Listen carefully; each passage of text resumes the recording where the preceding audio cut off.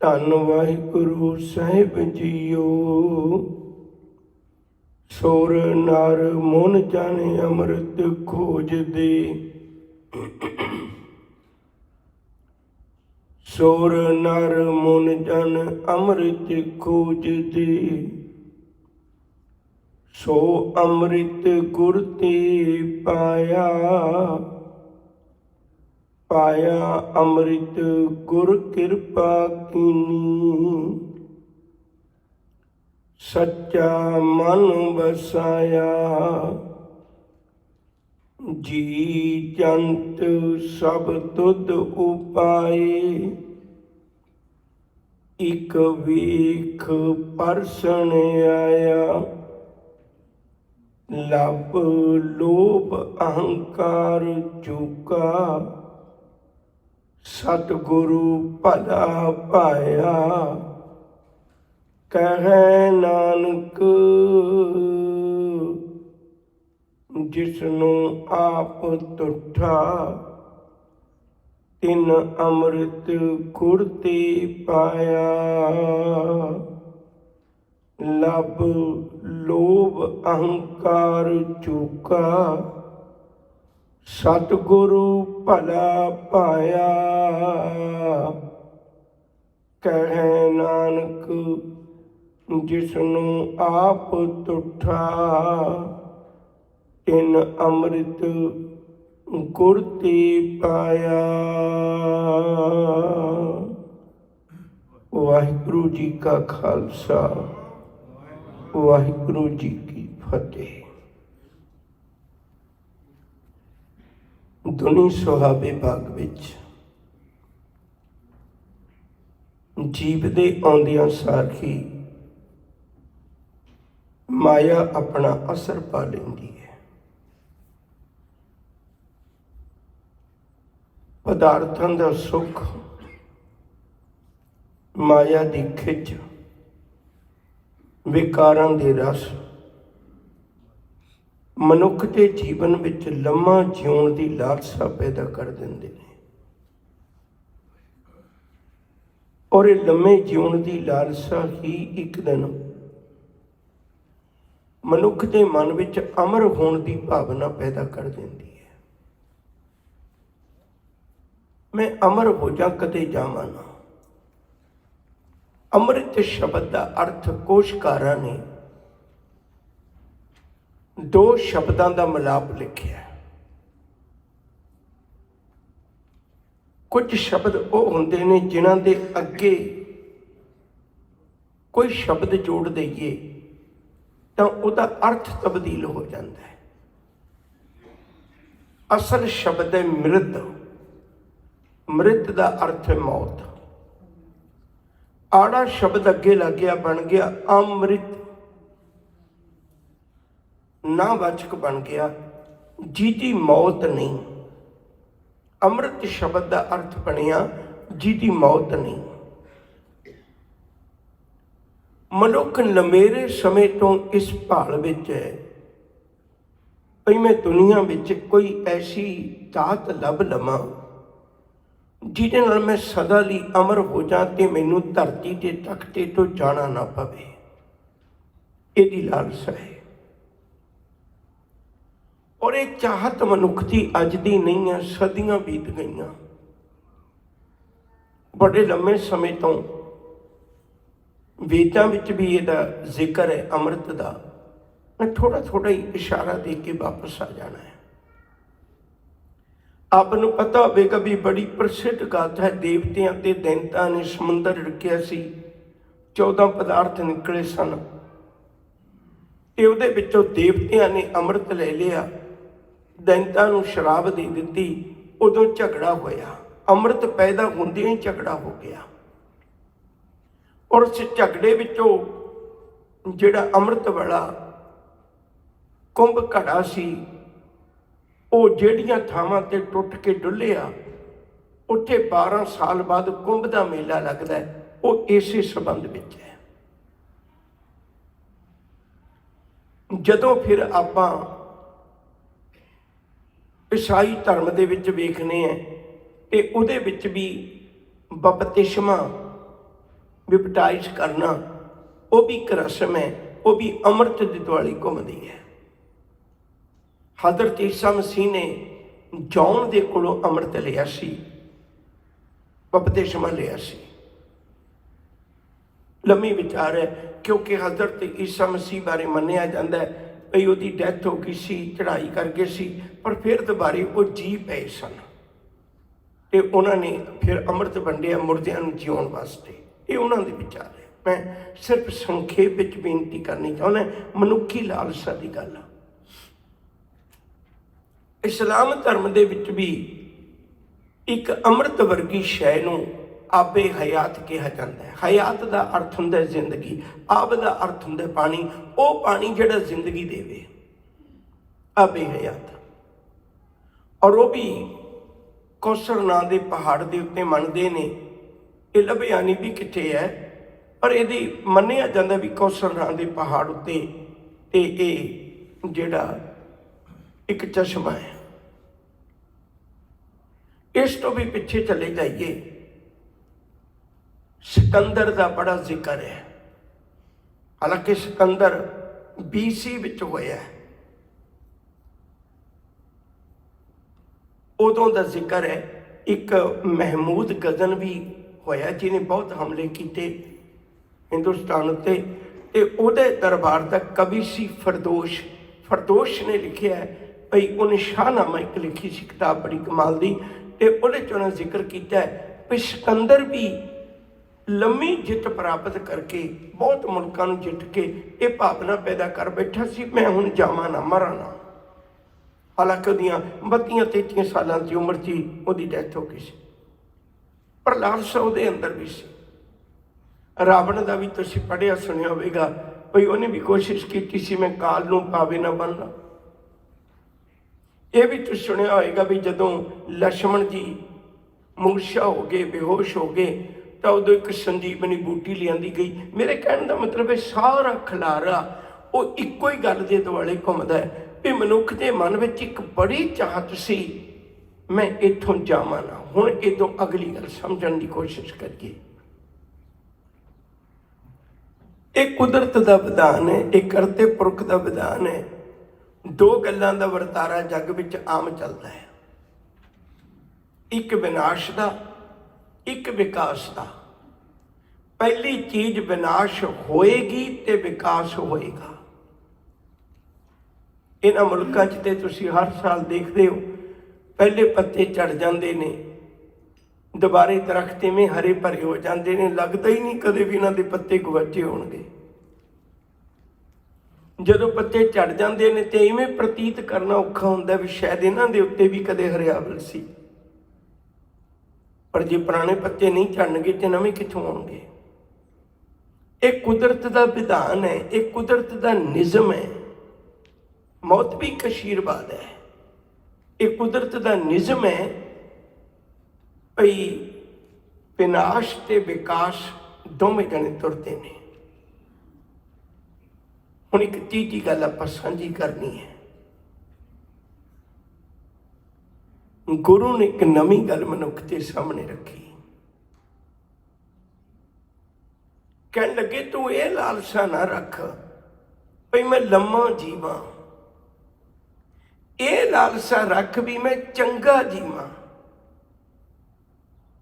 ਇਹ ਲਾਲਸਾ ਨਾ ਰੱਖ ਭਈ ਮੈਂ ਲੰਮਾ ਜੀਵਾਂ, ਬਲਕਿ ਇਹ ਲਾਲਸਾ ਰੱਖ ਵੀ ਮੈਂ ਚੰਗਾ ਜੀਵਾਂ। ਗੁਰਮਤਿ ਨੇ ਇਸ ਗੱਲ ਤੇ ਜੋੜ ਦਿੱਤਾ ਹੈ। ਗੁਰਮਤਿ ਨੇ ਮਨੁੱਖ ਦੇ ਸਰੀਰ ਨੂੰ ਅਮਰ ਹੋਣ ਦੀ ਗੱਲ ਨਹੀਂ ਕਹੀ। ਸਰੀਰਕ ਤੌਰ ਤੇ ਤਾਂ ਪੰਜ ਪਿਆਰੇ ਵੀ ਗਏ ਨੇ, ਸਰੀਰਕ ਤੌਰ ਤੇ ਤਾਂ ਗੁਰੂ ਸਾਹਿਬਾਨਾਂ ਨੇ ਵੀ ਆਪਣੀ ਕਾਇਆ ਦਾ ਤਿਆਗ ਕੀਤਾ ਹੈ, ਕੋਈ ਦੋ ਰਾਮਨ। ਜਿਹੜੀ ਅਮਰ ਹੋਣ ਵਾਲੀ ਗੱਲ ਹੈ ਉਹ ਤਾਂ ਹੈ ਸਾਡੇ ਅੰਦਰੂਨੀ ਜੀਵਨ ਦੀ। ਸਾਹਿਬ ਕਹਿਣ ਲੱਗੇ ਭਲਿਆ ਇੱਕ ਗੱਲ ਆਪਣੇ ਜੀਵਨ ਵਿੱਚ ਪੱਲੇ ਬੰਨੀ, ਅੰਮ੍ਰਿਤ ਬਾਹਰ ਨਹੀਂ ਹੈ, ਬਾਹਰਲੀ ਗੱਲ ਨਹੀਂ ਛੱਡ ਦੇ। ਕਿਸੇ ਪਹਾੜ ਦੇ ਉੱਤੇ, ਕਿਸੇ ਚੰਦਰਮਾ ਦੀਆਂ ਕਿਰਨਾਂ ਵਿੱਚ, ਕਿਸੇ ਸੰਜੀਵਨੀ ਬੂਟੀਆਂ ਵਿੱਚੋਂ ਅੰਮ੍ਰਿਤ ਨਾ ਲੱਭੀ। ਅੰਮ੍ਰਿਤ ਤੇ ਕਮਲਿਆ ਗੁਰੂ ਕੋਲ ਹੈ। ਜਿਸ ਜਲ ਨਿਤ ਕਾਰਨ ਤੁਮ ਜਗ ਆਏ, ਸੋ ਅੰਮ੍ਰਿਤ ਗੁਰ ਪਾਹੀ ਜੀਓ। ਉਹ ਤੇ ਗੁਰੂ ਕੋਲ ਹੈ। ਬਲਕਿ ਆਪਾਂ ਇੱਕ ਕਦਮ ਹੋਰ ਅੱਗੇ ਹੋ ਜਾਈਏ, ਗੁਰੂ ਤੋਂ ਵੀ ਅੱਗੇ ਜਾਈਏ ਤਾਂ ਗੁਰੂ ਦੀ ਵੀ ਦੇਹੀ ਕੋਲ ਨਹੀਂ, ਗੁਰੂ ਦੀ ਅੰਮ੍ਰਿਤ ਬਾਣੀ ਕੋਲ ਅੰਮ੍ਰਿਤ ਹੈ। ਅੰਮ੍ਰਿਤ ਬਾਣੀ ਹਰ ਹਰ ਤੇਰੀ, ਸੁਣ ਸੁਣ ਹੋਵੇ ਪਰਮ ਗਤ ਮੇਰੀ। ਉਹਦੇ ਵਿੱਚ ਅੰਮ੍ਰਿਤ ਹੈ। ਜੇ ਗੁਰੂ ਕੋਲ ਅੰਮ੍ਰਿਤ ਹੈ, ਗੁਰੂ ਨੇ ਬਖਸ਼ਿਸ਼ ਕੀਤੀ, ਕਹਿਣ ਲੱਗੇ ਪੁੱਤ ਅੰਮ੍ਰਿਤ ਤੇਰੇ ਅੰਦਰ ਵੀ ਹੈ। ਫਰਕ ਸਿਰਫ ਇੰਨਾ ਹੈ, ਤੇਰੀ ਉਸ ਅੰਮ੍ਰਿਤ ਤੱਕ ਪਹੁੰਚ ਨਹੀਂ ਹੈ। ਜੇ ਤੂੰ ਅੰਦਰ ਜਾਣਾ ਚਾਹੁੰਦਾ ਹੈ ਤਾਂ ਤੈਨੂੰ ਗੁਰਬਾਣੀ ਦੇ ਉਸ ਦਿੱਤੇ ਵਿਧਾਨ ਦੇ ਅਨੁਸਾਰ ਤੂੰ ਆਪਣੇ ਅੰਦਰ ਜਾ ਸਕਣਾ ਹੈ। ਬਾਹਰਲੀ ਭਾਲ ਛੱਡ ਦੇ। ਨੌ ਨਿਧ ਅੰਮ੍ਰਿਤ ਪ੍ਰਭ ਕਾ ਨਾਮ, ਦੇही में इसका विश्राम। कर घी में अमृत भरपूर है, मनमुखा साध ना पाया। ज्यों कस्तूरी मिर्ग ना जाने, भरम दा भरम भुलाया। सतगुरु मेरे अंदर अमृत है ते मैनू ते कदे लभदा नहीं। हजूर कहते लभे तां भलिया जे अंदर रहन दिंदा होवे तूं। इस देही अंदर पंच चोर वसे। मैं इत्थे रोकण लगा, बड़ी तवज्जो दे के सुने जी। चोर किहनूं कहंदे ने? ਜਿਹੜਾ कोई वस्तु साडे कोलों लै जाए पर सानू पता ना लगे। जे पता लग गया फिर वो चोर नहीं है।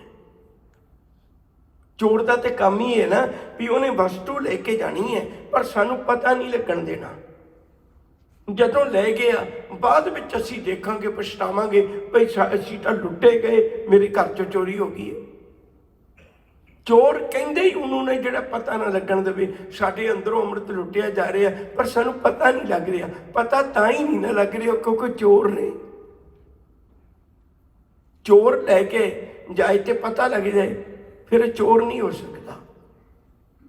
इस देही अंदर पंच चोर बसे हैं, काम क्रोध लोभ मोह अहंकार। अमृत लुटे तेनू तां नहीं पता लगता पुत। अमृत लुटे मन मुख नहीं बूझे, कोई ना सुने पुकारा, कोई पुकार ही नहीं सुनता। तो गुरु ने एक नवा पक्ष साडे सामने रखिया है। गुरु ने आख्या जे तू देही की गल करना है ना, फिर मैं तेनू पहले गल के कहना है, पहला मरण कबूल देही के तौर ते तां कबूल करके आवे। जीवन की छड़ आस हो सबना की ऋण का, तो आओ हमारे पास। मैं तेनू तेरे अंदरले अमृत नाल संबंध जोड़ना चाहना है। वो शब्द राही मिलेगा, वो गुरु बचन राही मिलेगा। सतगुरु ने कृपा की, जेड़ा अमृत किसे कोल भी ना मिल सकिया। एक गुरु जी का फैसला है। हजूर कहते वो अमृत गुरु कोलों मिले है। मैं एक बार फिर दोहरा दिया, जेड़ा अज तक मनुख ने अमृत की भाल की सी, वो ये की सी भी मैनू देही ना त्यागनी पवे, दुनिया तो जाना ना पवे। जेड़ा गुरु ने अमृत दिता है, गुरु ने अमृत वो दिता है भी नहीं पलिया जेड़े जमीर के तौर पर अध्यात्मक तौर पर जिउंदे ने, वो जीवन दिंदा है गुरु का अमृत, वो जिंदगी दिंदा है गुरु का अमृत। अज का इस अमृत बचन नूं विचारीए ताकि सानू पता लग जाए चंगी तरह सतगुरु ने की कृपा की साडे ते। सुर सुर कहंदे ने देवते नूं, नर नर कहंदे ने मनुखां नूं, मुन मुन कहंदे ने मुनी लोकां नूं जिहड़े बोलदे नहीं जिंदगी भर, जन कहंदे ने सेवकां नूं। इन्ने लोकां ने अमृत की भाल की। देवतियां ने, मनुखां ने, मोनी लोकां ने, रब दे सेवकां ने, ਬਹੁਤ ਭਾਲ ਕੀਤੀ ਅੰਮ੍ਰਿਤ ਦੀ। ਉਹ ਅੰਮ੍ਰਿਤ ਖੋਜਦੇ ਨੇ। ਦੇਖੋ ਤੁਸੀਂ ਸਾਰੇ ਪੜ੍ਹੇ ਲਿਖੇ ਹੋਏ ਹੋ, ਕਈ ਸ਼ਬਦ ਮੈਨੂੰ ਇਹੋ ਜਿਹੇ ਬੜੇ ਸਾਦੇ ਜਿਹੇ ਕਹਿਣੇ ਪੈਂਦੇ ਨੇ ਤਾਂ ਕਿ ਸਾਡੇ ਗੱਲ ਪਕੜ ਵਿੱਚ ਆ ਜਾਏ। ਖੋਜ ਕੀ ਹੁੰਦੀ ਹੈ? ਜਦੋਂ ਤੱਕ ਨਤੀਜਾ ਨਾ ਮਿਲੇ ਉਦੋਂ ਤੱਕ ਮਨੁੱਖ ਖੋਜ ਜਾਰੀ ਰੱਖਦਾ ਹੈ। ਇਹ ਖੋਜਦੇ ਨੇ, ਇਹਦਾ ਮਤਲਬ ਹਾਲੇ ਤੱਕ ਉਹਨਾਂ ਨੂੰ ਪ੍ਰਾਪਤ ਨਹੀਂ ਹੋਇਆ। ਸੋ ਦਾ ਮਤਲਬ ਜਿਹਨੂੰ ਉਹ ਖੋਜਦੇ ਨੇ ਉਹ ਵਾਲਾ ਅੰਮ੍ਰਿਤ ਗੁਰ ਤੇ ਪਾਇਆ। ਮੈਨੂੰ ਉਹ ਗੁਰੂ ਕੋਲੋਂ ਮਿਲ ਗਿਆ, ਮੈਨੂੰ ਗੁਰੂ ਕੋਲੋਂ ਮਿਲ ਗਿਆ। ਉਹ ਚਾਹੁੰਦੇ ਸਨ ਵੀ ਅਸੀਂ ਦੇਹੀ ਕਰਕੇ ਅਮਰ ਹੋ ਜਾਈਏ।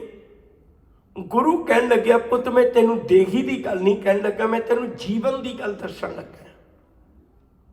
ਦੇਹੀ ਤੌਰ ਤੇ ਤਾਂ ਤੂੰ ਭਾਵੇਂ 7 ਸਾਲ ਦਾ ਵੀ ਚਲਾ ਜਾਵੇਂ ਤਾਂ ਵੀ ਸੰਸਾਰ ਤੈਨੂੰ ਬਾਬਾ ਫਤਿਹ ਸਿੰਘ ਵਾਂਗੂ ਪਿਆਰ ਕਰੇਗਾ, ਬਾਬਾ ਕਵੇਗਾ।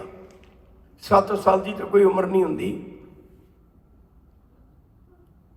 ਜੇ ਤੂੰ ਦੇਹੀ ਕਰਕੇ ਭਾਵੇਂ ਬਹੁਤ ਲੰਮਾ ਵੀ ਜੀ ਲਵੇਂ, ਤੇਰੇ ਜੀਵਨ ਵਿੱਚ ਉਹ ਸੱਚ ਨਾ ਹੋਇਆ, ਤੇਰੇ ਜੀਵਨ ਵਿੱਚ ਸ਼ੁਭ ਗੁਣ ਨਾ ਹੋਏ, ਫਿਰ ਸੱਜਣਾ ਬਹੁਤੀ ਜ਼ਿੰਦਗੀ ਅਨਾਜ ਖਾ ਖਾ ਕੇ ਗੰਦਗੀ ਦਾ ਰੂਪ ਹੀ ਬਣਾਉਂਦਾ ਰਿਹਾ, ਹੋਰ ਤੇ ਕੋਈ ਫਾਇਦਾ ਨਾ ਹੋਇਆ। ਲੰਮਾ ਜੀਵਨ ਜੀਵਿਆ ਪਰ ਫਾਇਦਾ ਤਾਂ ਕੋਈ ਨਾ ਹੋਇਆ, ਕੀਤਾ ਤੇ ਕੁਝ ਵੀ ਨਹੀਂ ਦੁਨੀਆ 'ਚ। ਹਜ਼ੂਰ ਕਹਿੰਦੇ ਨੇ, ਬਖਸ਼ਿਸ਼ ਕਰਦੇ ਨੇ, ਸੁਰ ਨਰ ਮੁਨ ਜਨ ਅੰਮ੍ਰਿਤ ਖੋਜਦੇ, ਸੋ ਅੰਮ੍ਰਿਤ ਗੁਰ ਤੇ ਪਾਇਆ। ਪਾਇਆ ਅੰਮ੍ਰਿਤ ਗੁਰ ਕਿਰਪਾ ਕੀਨੀ, ਇਹ ਪਹਿਲੀ ਨਿਸ਼ਾਨੀ ਹੈ। ਬੜੀ ਤਵੱਜੋ ਦੇ ਕੇ ਸਮਝਿਓ ਮੇਰੀ ਬੇਨਤੀ ਨੂੰ। ਸਾਡੀ ਨਿੱਤ ਦੀ ਜ਼ਿੰਦਗੀ 'ਚ 2 ਚੀਜ਼ਾਂ ਕੰਮ ਆਉਂਦੀਆਂ ਨੇ। ਇੱਕ ਹੁੰਦੀ ਹੈ ਪੇਨ ਕਿਲਰ, ਇੱਕ ਹੁੰਦਾ ਇਲਾਜ। ਕਈ ਵਾਰੀ ਅਸੀਂ ਪੇਨ ਕਿਲਰ ਵੀ ਲੈਨੇ ਆ ਤੇ ਪਰ ਬਹੁਤੀ ਵਾਰੀ ਜੇ ਕੋਈ ਕਵੇ ਤੇ ਉਹ ਇਹ ਗੱਲ ਕਹਿੰਦਾ ਵੀ ਮੈਂ ਪੇਨ ਕਿਲਰ ਬਹੁਤੀ ਨਹੀਂ ਲੈਣੀ, ਮੈਂ ਅਸਲ ਵਿੱਚ ਇਲਾਜ ਕਰਵਾਉਣਾ ਹੈ। ਸੱਚ ਕਰਕੇ ਜਾਣਿਓ, ਹਉਮੈ ਦੀਰਘ ਰੋਗ ਹੈ। ਹਉਮੈ ਦਾ ਰੋਗ ਬਹੁਤ ਭਿਆਨਕ ਹੈ।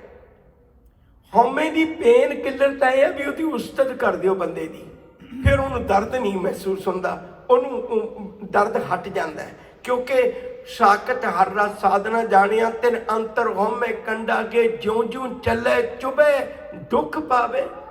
ਜਿਉਂ ਜਿਉਂ ਜ਼ਿੰਦਗੀ ਦਾ ਸਫ਼ਰ ਕਰਦਾ ਉਹ ਕੰਡਾ ਚੁਭਦਾ। ਪੇਨ ਤਾਂ ਹੁੰਦੀ ਹੈ ਨਾ, ਉਹਦੇ ਦਰਦ ਤਾਂ ਹੁੰਦੀ ਹੈ ਨਾ।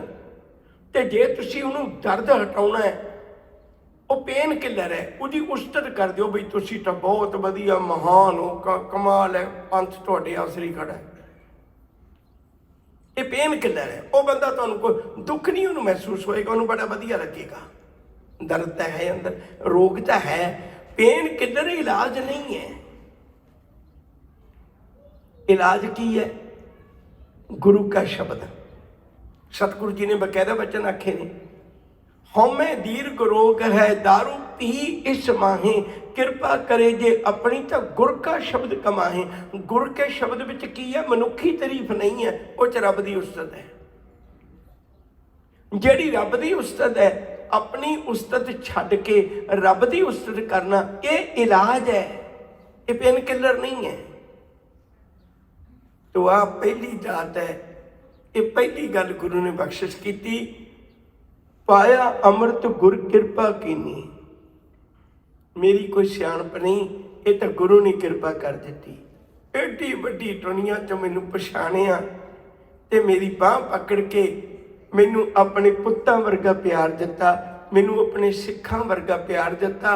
निर्गुण राख लिया संतन का सदका, सतगुर ढाक लिया मोहे पापी पढ़दा।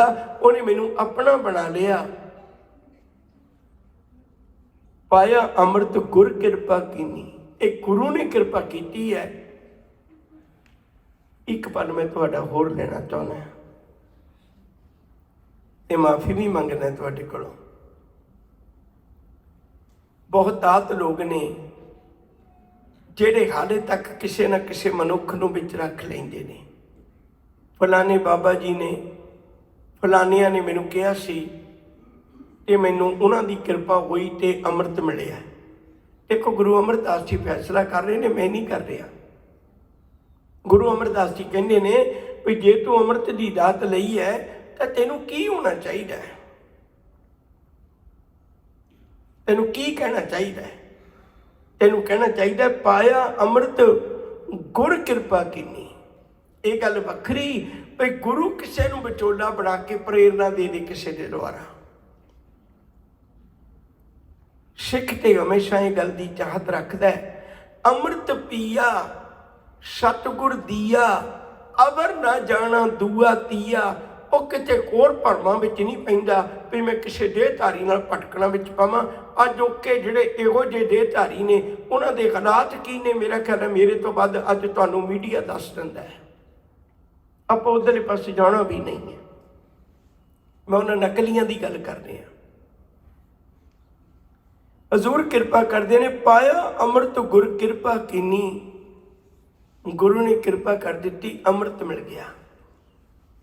कहते उहदे चों वखरेवा की है, विलखण गल वखरापन की है, इह स्पैशल की है? आ है हुण स्पैशल, बड़ी ध्यान नाल सुनियो अगली पंक्ति नूं। सच्चा मन वसाया। कहते ये अमृत नाल जुड़िया मेरे अंदर रब वस गया। मेरे अंदर किसी देहधारी की फोटो नहीं, मेरे अंदर रब वस गया। इस अमृत ने मैनू मेरी मनुखा जिंदगी का जिहड़ा परपस सी, मेरी जिंदगी का जिहड़ा निशाना सी, मेरी जिंदगी का जिहड़ा मनोरथ सी, मैं रब नू मिलण आया सा। भाई प्राप्त मानुख दे हो रिया गोबिंद मिलन की यह तेरी वधिया। मेरा परपस हल हो गया, और मेरा मकसद पूरा हो गया। सच्चा मन वसाया। ये वाला अमृत ये गुरु तो बिना नहीं मिलता। सहबक्त ने सच्चा मन वसाया। जी जंत सब तुध उपाई। ये सौखी जी पंक्ति है।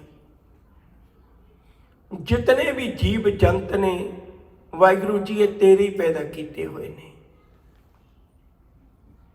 तू ही एक निजम बनाया हुआ है। बीज तो सफर शुरू होता है तो कितना लम्मा पैंडा तय करके मुड़ बीज विच फिर बदल जाता है। ये तेरी रहमत है, तेरा बनाया सिलसिला। जी जंत सब तुध उपाए। जिन्ने भी जीव जंत ने ये सारे तेरे पैदा किए हुए ने। साडी किसी सोच नाल संसार नहीं बनिया। उन्होंने किसी मनुख ने प्लान नहीं किया भी इवें दा संसार बने। हालांकि बंदे की सारी जिंदगी को कोशिश रही है भी दुनिया में मैं अपने तरीके नाल चलावां, पर पता भी नहीं लगता एक पल विचों की दा की कर दिंदा है। पिछले समय च आपां दुख दर्द सारियां ने हंडाए ने वेखिया। हजूर कृपा करते ने, जी जंत सब तुध उपाए। ये बाकी हिस्सा जिहड़ा अद्धी पंक्ति वो बड़ी समझण वाली है। एक शब्द का अर्थ जदों कक्के नूं सिहारी लगी होवे ना, उहदा अर्थ बहुवचन है। एक दा मतलब कई जीव, एक नाल सोझी आई। एक भाव कुछ जीव वेख गुरु दे दर्शन करना आउंदे ने। वाहिगुरू जी जीव तो सारे ही तेरे बनाए हुए ने, पर उन्हां चों कुछ एक दे मन विच लालसा पैदा हुंदी मैं गुरु नूं देख के आवां। याद रखियो प्यारियो, मनुख के अंदर ना जिहड़ी अग है वो चार तरह की है। सब तो पहला इहदी अग लगी हुई अंदर तृष्णा की। हर वक्त ही पुजदा है माया की प्यास विच। दूजी अग लगी हुई इहदे कन्नां नूं अपनी उस्तद दूजे की निंदा सुनन दी। तीजी अग लगी पई इहदे अंदर विषय विकारां दी। चौथी बहुत अग लगी पई इहदियां अखां नूं तपियां पईयां ने। जदों मनुख गुरु कोल आउंदा ना तो चारे तरह की अग गुरु शांत कर दिंदा है। चारे तरह की अग शांत कर दिंदा है। गुरु कोल बैठोगे तो गुरु समुचे संसार के दर्शन करवाउंदा है। ਭਲਿਆ ਵੇਖ ਜ਼ਿੰਦਗੀ ਦੀ ਹਕੀਕਤ ਕੀ ਹੈ, ਸੱਚ ਨੂੰ ਸਮਝ। ਸੌਂਦਾ ਤਾਂ ਇੱਕੋ ਹੀ ਬਿਸਤਰੇ ਤੇ ਹੈ ਨਾ, ਇੱਕੋ ਹੀ ਕਮਰੇ 'ਚ ਰਹਿਣਾ ਹੈ ਨਾ।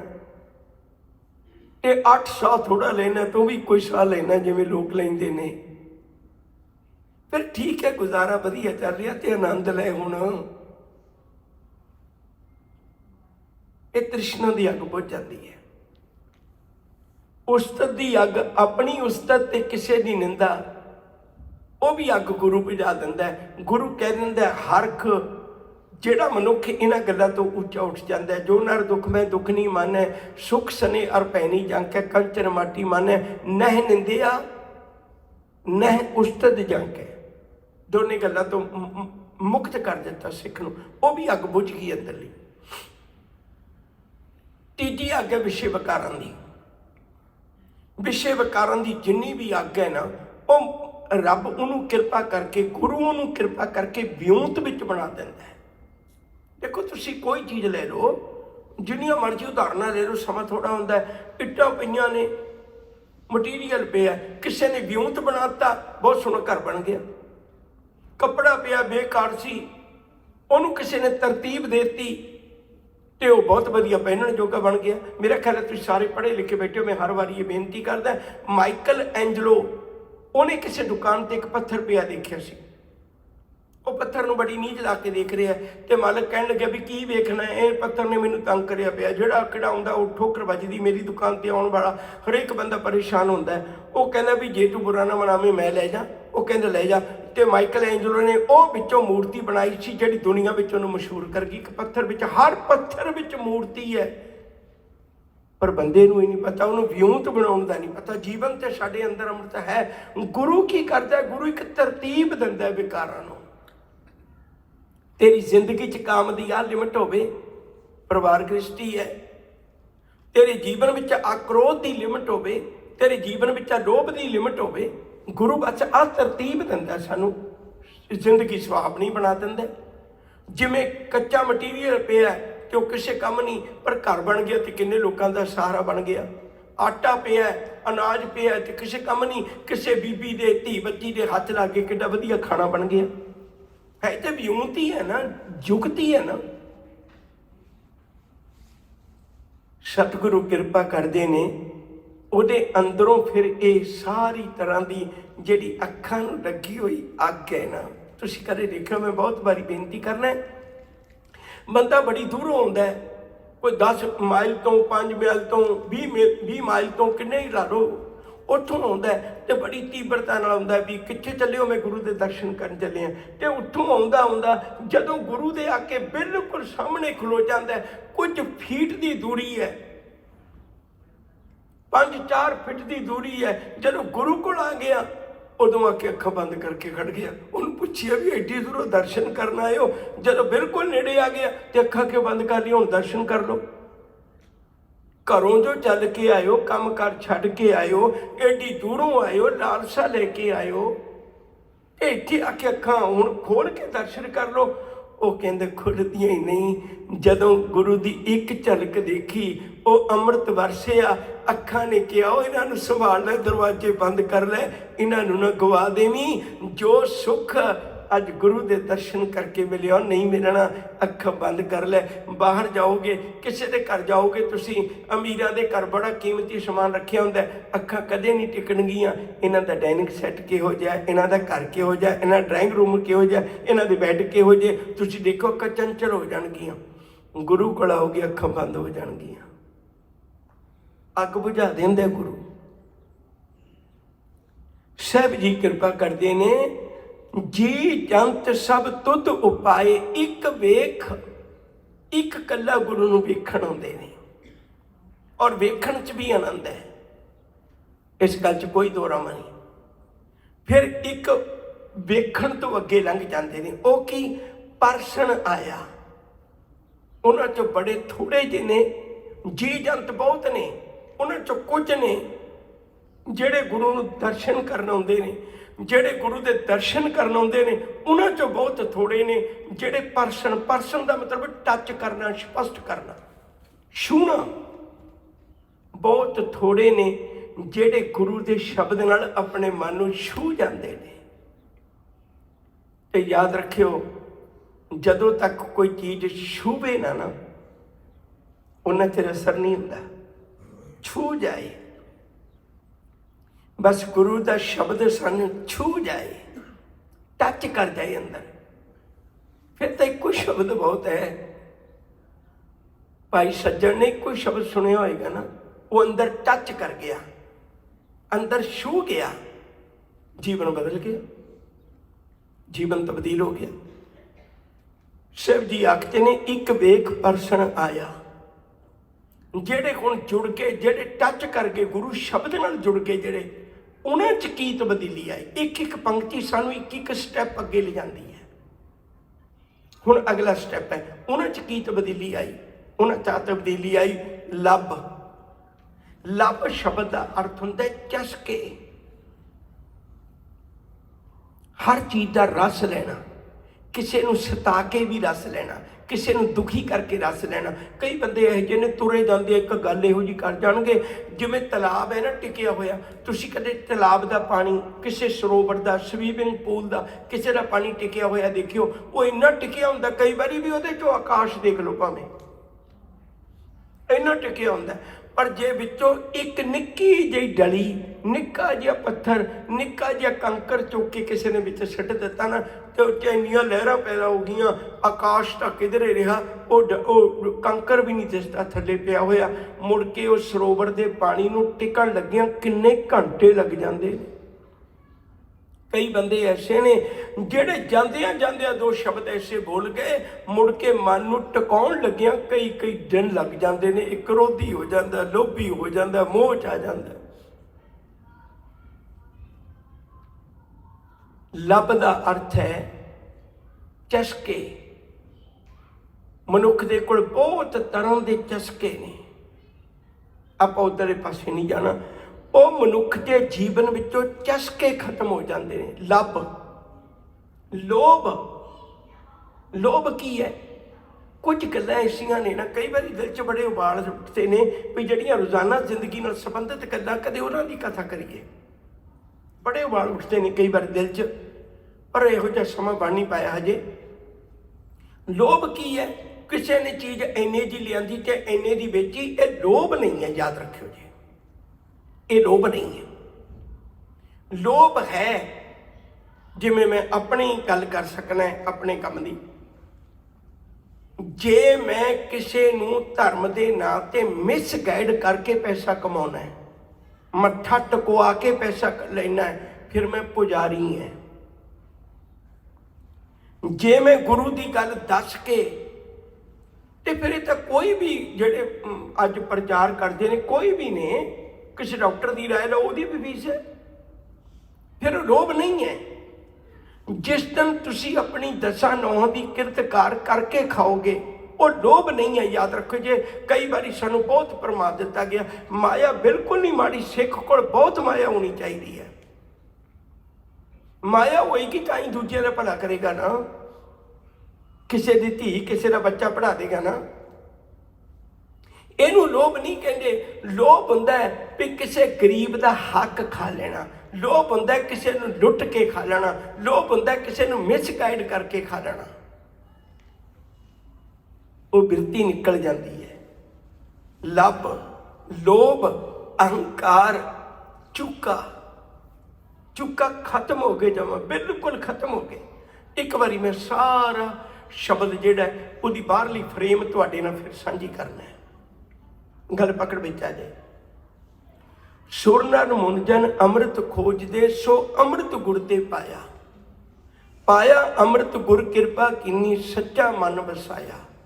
ਜੀ ਜੰਤ ਸਭ ਤੁਧ ਉਪਾਏ, ਇੱਕ ਵੇਖ ਪਰਸਨ ਆਇਆ। ਜਿਹੜੇ ਗੁਰੂ ਨਾਲ ਸਪਰਸ਼ ਕਰਕੇ ਜੁੜ ਗਏ, ਹੁਣ ਉਹਨਾਂ ਦੀ ਗੱਲ ਚੱਲਦੀ ਹੈ। ਉਹਨਾਂ ਦੇ ਜੀਵਨ ਵਿੱਚ ਇਹ ਤਬਦੀਲੀ ਆਈ। ਲੱਭ, ਲੋਭ, ਅਹੰਕਾਰ, ਚੁੱਕਾ ਖਤਮ ਹੋ ਗਿਆ। ਅਗਲੀ ਗੱਲ ਬੜੀ ਪਿਆਰੀ ਜੀ, ਬੜੇ ਧਿਆਨ ਨਾਲ ਸੁਣਿਓ। ਸਤਿਗੁਰੂ ਭਲਾ ਭਾਇਆ, ਉਹਨੂੰ ਸਤਿਗੁਰੂ ਚੰਗਾ ਲੱਗਣ ਲੱਗ ਗਿਆ। ਭਲਾ ਦਾ ਮਤਲਬ ਚੰਗਾ, ਭਾਇਆ ਦਾ ਮਤਲਬ ਮੈਨੂੰ ਮਨ ਨੂੰ ਪਸੰਦ ਆ ਗਿਆ। ਹੁਣ ਤੱਕ ਤਾਂ ਗੁਰੂ ਪਸੰਦ ਨਹੀਂ ਸੀ ਨਾ ਆਉਂਦਾ। ਤੁਸੀਂ ਕਦੇ ਦੇਖਿਓ ਆਮ ਵਰਤਾਰਾ ਵਰਤਦਾ ਸਾਡੇ ਨਾਲ, ਤਾਂ ਉਹ ਪਾਠ ਰਖਵਾਉਣਗੇ, ਲੈ ਕੇ ਜਾਣਗੇ ਮਹਾਰਾਜ ਸਰੂਪ ਪੜੇ ਚਾਲ, ਅਖੰਡ ਪਾਠ ਸਾਹਿਬ ਰਖਵਾ ਲੈਣਗੇ। ਉਹ ਮਤਲਬ ਅੰਦਰ 10 ਮਿੰਟ ਬੈਠਣਾ ਔਖਾ ਹੈ, ਕੋਈ ਬੈਠੇਗਾ ਨਾ ਬੰਦਾ ਉੱਦਾਂ ਹੀ ਬੈਠੇਗਾ। ਬਹੁਤ ਘੱਟ ਨੇ ਜਿਹੜੇ ਗੁਰੂ ਦੇ ਪਿਆਰ ਰਸ ਵਿੱਚ ਜੁੜ ਕੇ ਉੱਥੋਂ ਪਤਾ ਲੱਗ ਜਾਂਦਾ ਵੀ ਮੈਨੂੰ ਗੁਰੂ ਚੰਗਾ ਲੱਗਦਾ ਜਾਂ ਨਹੀਂ ਚੰਗਾ ਲੱਗਦਾ। ਸਤਿਗੁਰੂ ਭਲਾ ਪਾਇਆ, ਜਿਹਦੇ ਕੋਲ ਬੈਠਿਆਂ ਵਕਤ ਦਾ ਪਤਾ ਨਾ ਲੱਗੇ, ਇਹਦਾ ਮਤਲਬ ਉਹਦੇ ਨਾਲ ਪਿਆਰ ਹੈ। ਜਿਹਦੇ ਕੋਲ ਬੈਠਿਆਂ 2 ਮਿੰਟ ਵੀ ਭਾਰੂ ਬਣ ਜਾਣ, ਇਹਦਾ ਮਤਲਬ ਉਹਦੇ ਨਾਲ ਮੇਰਾ ਪਿਆਰ ਨਹੀਂ। ਜਿੱਥੇ ਪ੍ਰੀਤ ਹੋਵੇ ਉੱਥੇ ਸਮੇਂ ਦਾ ਪਤਾ ਨਹੀਂ ਹੁੰਦਾ, ਜਿੱਥੇ ਸਮੇਂ ਦਾ ਪਤਾ ਹੋਵੇ ਉੱਥੇ ਪ੍ਰੀਤ ਨਹੀਂ ਹੋ ਸਕਦੀ। ਸਤਿਗੁਰੂ ਭਲਾ ਪਾਇਆ, ਸਤਿਗੁਰੂ ਮੈਨੂੰ ਹੁਣ ਚੰਗਾ ਲੱਗਣ ਲੱਗ ਗਿਆ। ਮੈਨੂੰ ਗੁਰੂ ਦੀ ਗੱਲ ਮੰਨਣੀ ਚੰਗੀ ਲੱਗਦੀ ਹੈ, ਮੈਨੂੰ ਗੁਰੂ ਕੋਲ ਬੈਠਣਾ ਚੰਗਾ ਲੱਗਦਾ ਹੈ। ਭਾਈ ਵੀਰ ਸਿੰਘ ਨੇ ਇੱਕ ਬੜਾ ਪਿਆਰਾ ਬਚਨ ਆਖਿਆ ਸੀ। ਇੱਕ ਸਿੱਖ ਕਹਿਣ ਲੱਗਾ ਭਾਈ ਵੀਰ ਸਿੰਘ ਨੂੰ ਵੀ ਭਾਈ ਸਾਹਿਬ ਜੀ, ਅਸੀਂ ਰੱਬ ਨੂੰ ਪਿਆਰ ਕਰਨੇ ਆ, ਇਹ ਤਾਂ ਸਾਨੂੰ ਪਤਾ ਲੱਗ ਜਾਂਦਾ ਹੈ, ਪਰ ਰੱਬ ਸਾਨੂੰ ਪਿਆਰ ਕਰਦਾ ਇਹ ਕਿਵੇਂ ਪਤਾ ਲੱਗੇ? ਭਾਈ ਸਾਹਿਬ ਨੇ ਬੜੀ ਵੱਡੀ ਗੱਲ ਆਖੀ ਸੀ ਭਾਈ ਵੀਰ ਸਿੰਘ ਹੋਰਾਂ ਨੇ। ਉਹਨੇ ਆਖਿਆ ਵੀ ਜੇ ਤੁਸੀਂ ਇੱਕ ਬਾਣੀ ਪੜ੍ਹ ਕੇ ਮੁੜ ਕੇ ਤੁਹਾਡਾ ਜੀ ਕਰੇ ਮੈਂ ਘੜੀ ਬੈਠ ਕੇ ਵਾਹਿਗੁਰੂ ਵਾਹਿਗੁਰੂ ਕਰ ਲਾਂ, ਜੇ ਤੁਹਾਡਾ ਜੀ ਕਰੇ ਮੈਂ ਇੱਕ ਬਾਣੀ ਹੋਰ ਪੜ੍ਹ ਲਾਂ, ਜੇ ਤੁਹਾਡਾ ਜੀ ਕਰੇ ਅੱਜ ਬਾਣੀ ਪੜ੍ਹ ਕੇ ਆਨੰਦ ਆਇਆ, ਤਾਂ ਸਮਝ ਲਓ ਰੱਬ ਤੁਹਾਨੂੰ ਪਿਆਰ ਕਰਦਾ ਹੈ। ਸਤਿਗੁਰੂ ਭਲਾ ਪਾਇਆ। ਸਾਹਿਬ ਜੀ ਆਖਦੇ ਨੇ, ਕਹੇ ਨਾਨਕ ਜਿਸਨੂੰ ਆਪ ਤੁਠਾ। ਇਹ ਚਲਾਕੀਆਂ ਨਾਲ ਨਹੀਂ ਮਿਲਣਾ। ਤੁਠਾ ਮਤਲਬ ਤਰੁੱਠ ਜਾਏ, ਖੁਸ਼ ਹੋ ਜਾਏ। ਜਿਹਦੇ ਉੱਤੇ ਗੁਰੂ ਖੁਸ਼ ਹੋ ਜਾਂਦਾ ਹੈ ਨਾ, ਰਹਿਮਤ ਬਰਸਾਉਂਦਾ ਹੈ ਨਾ। ਕਹੇ ਨਾਨਕ ਜਿਸਨੂੰ ਆਪ ਤੁਠਾ। 3 ਉਸ ਮਨੁੱਖ ਨੇ, ਉਹਨਾਂ ਲੋਕਾਂ ਨੇ ਅੰਮ੍ਰਿਤ ਗੁਰ ਤੇ ਪਾਇਆ, ਉਹਨਾਂ ਨੇ ਫਿਰ ਗੁਰੂ ਕੋਲੋਂ ਅੰਮ੍ਰਿਤ ਲਿਆ। ਆਓ ਪਿਆਰ ਵਾਲਿਓ, ਸਾਰੇ ਤਾਂ ਸਾਰਾ ਅੰਦਰ ਤਬਦੀਲ ਕਰ ਦਿੰਦਾ ਗੁਰੂ। ਜੀਵਨ ਜਿਉਣ ਦਾ ਢੰਗ ਹੀ ਤਬਦੀਲ ਕਰ ਦਿੰਦਾ, ਤਰਤੀਬ ਬਣਾ ਦਿੰਦਾ। ਇਹ ਨਾ ਸੋਚੀਏ ਵੀ ਮੈਂ ਲੰਮਾ ਜੀਵਾਂ, ਇਹ ਸੋਚੀਏ ਗੁਰੂ ਮੈਂ ਚੰਗਾ ਜੀਵਾਂ। ਇਵੇਂ ਦਾ ਜੀਵਾਂ ਜਿਨ੍ਹਾਂ ਦੀ ਗੱਲ ਮੈਂ ਰੋਜ਼ ਅਰਦਾਸਾਂ ਵਿੱਚ ਕਹਿ ਕੇ ਤਿਨਾਂ ਦੀ ਕਮਾਈ ਦਾ ਧਿਆਨ ਧਰਦਾ ਹੈ ਨਾ। ਮੈਨੂੰ ਉਹ ਜਿਹਾ ਜੀਵਨ ਦੇ ਦੇ ਗੁਰੂ, ਮੈਨੂੰ ਉਹ ਜਿਹਾ ਜੀਵਨ ਦੇ ਦੇ ਜਿਨ੍ਹਾਂ ਦੀ ਕਮਾਈ ਦਾ ਮੈਂ ਧਿਆਨ ਧਰਦਾ ਹੈ। ਗੁਰੂ ਕਿਰਪਾ ਕਰੇ, ਬਖਸ਼ਿਸ਼ ਕਰੇ, ਅਸੀਂ ਗੁਰੂ ਚਰਨਾਂ ਨਾਲ ਜੁੜ ਕੇ ਉਸ ਖਾਲਸੇ ਦਾ, ਗੁਰੂ ਗੋਬਿੰਦ ਸਿੰਘ ਦੇ ਪਰਿਵਾਰ ਦਾ ਅੰਗ ਬਣ ਸਕੀਏ। ਇੰਨੀਆਂ ਬੇਨਤੀਆਂ ਕਬੂਲ, ਭੁੱਲਾਂ ਨਾ ਚਤਾਰਦੇ ਹੋਏ ਪਿਆਰ ਨਾਲ ਆਖੋ ਜੀ, ਵਾਹਿਗੁਰੂ ਜੀ ਕਾ ਖਾਲਸਾ, ਵਾਹਿਗੁਰੂ ਜੀ ਕੀ ਫਤਿਹ।